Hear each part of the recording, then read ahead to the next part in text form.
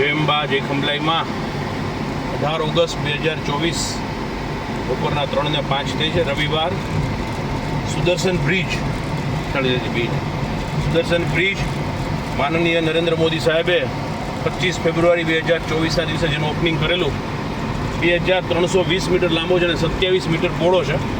બંને બાજુ 2.5 મીટરની ફૂટપાથ છે ચાલવા માટે. જોવા જેવો છે. લોકોને ચાલવાવાળાને જે પગે ચાલીને પદયાત્રી હોય તો એને જરાય તકલીફ ન પડે એટલે ઉપર પણ રૂફ છે હાઈ ક્લાસ અને એકદમ વેલ ફર્નિશ, વેલ ડેકોર, સગવડતાપૂર્ણ અને બ્યુટીફુલ સુદર્શન બ્રિજ.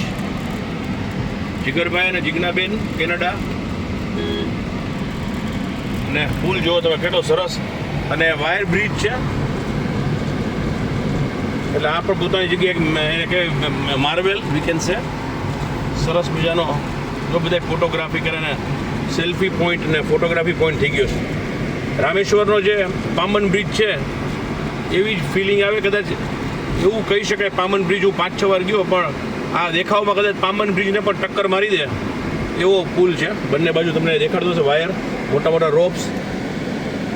અને આપણું ગુજરાતનું ને સૌરાષ્ટ્રનું ગૌરવ કહી શકાય. દેવભૂમિ દ્વારકાનું આખો દેશ જોવા આવી શકે. દરિયાની ઉપર ગલ્ફ ઓફ કચ્છનો અખાત.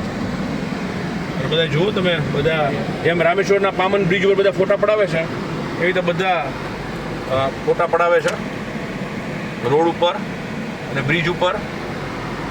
જાયન્ટ સ્ટ્રક્ચર અને વિશાળકાય જે 4 લેન છે. બે બાજુ બે 3 કાર જઈ શકે એવડો છે. અને